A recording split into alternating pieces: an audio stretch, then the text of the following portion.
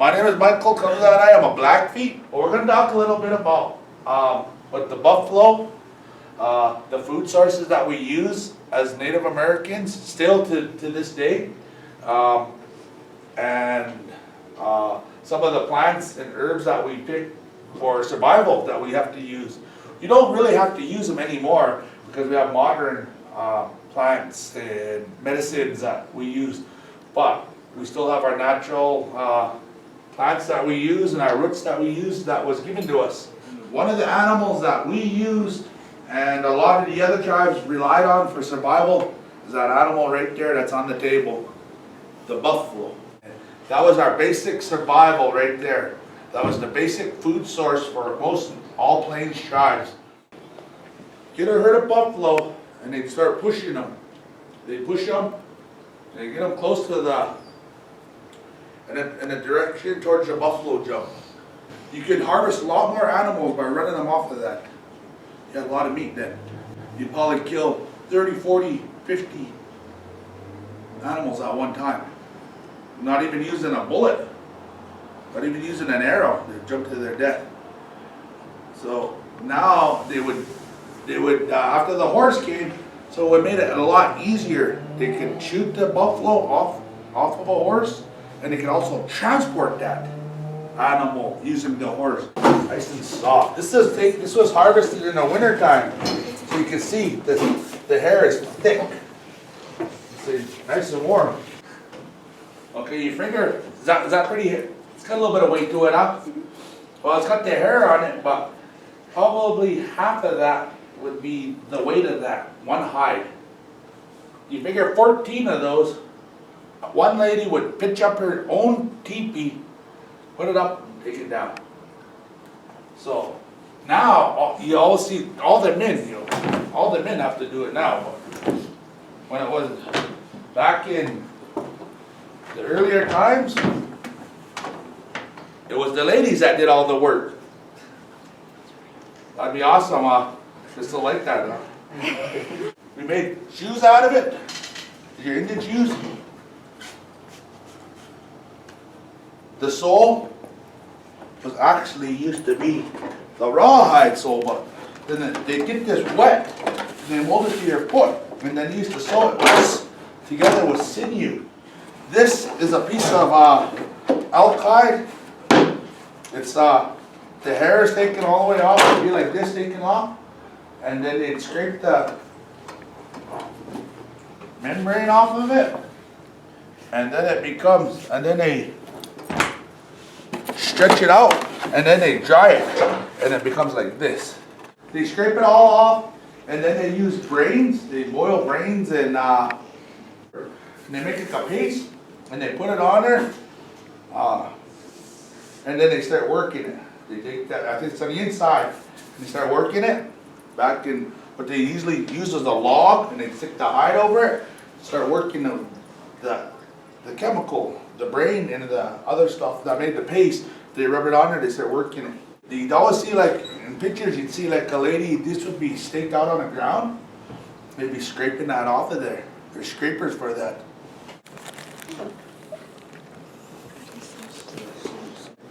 The buffalo we used for shelter, but now probably in the 1800s, they went to the canvas and they used this material, but it used to be made out of that.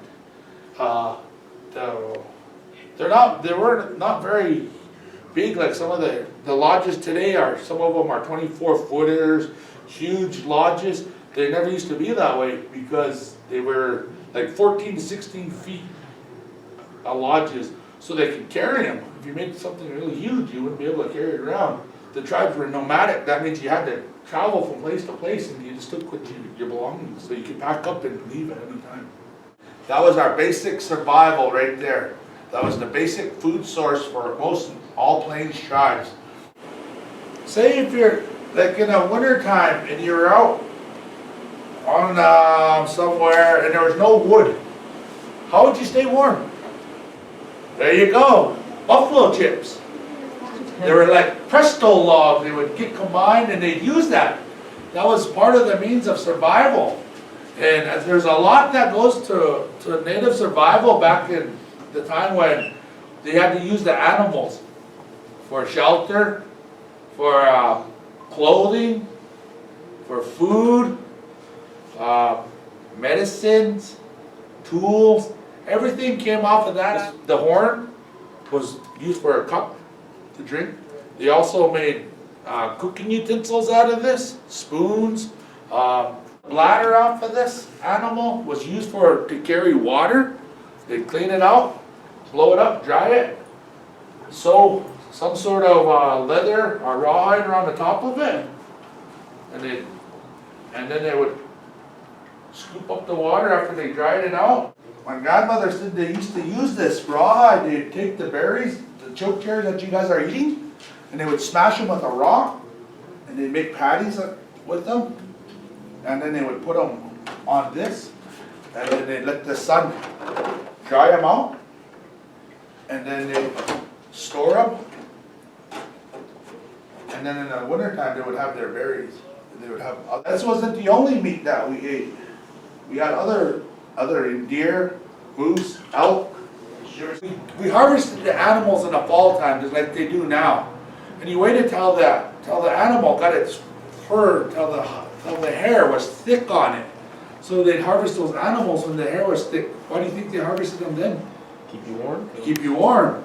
In the springtime, when the hair was not so thick, they would harvest them again. They would use it during that time so they didn't have to scrape off that much hair. So to make a lodge. We have a teepee over here on the other side here that I'll be showing you. But the animal provided almost everything that we needed. Certain time of the year we had times to pick our roots. Certain times of the year we harvested different animals. Certain time of the year that only certain teas and plants that we could pick. So like this here is called a red tea. I'm not quite sure, but I know it comes from Canada, and I don't believe it comes from any place else. This is a red tea. I made some for you. Sweetgrass is also used in a tea as well. Some people have that right to make herbal teas to help. It's a medicine. I know my grandma used to say some of that will help break your fever if you boiled the sage. The sage that goes around. And then this is a cedar from the West Glacier area. You can't get everything in one spot, so that's why we had to move at certain times of the year to be able to get these roots, different types of roots. This is husk. This comes from the Flathead Valley. It's not so strong.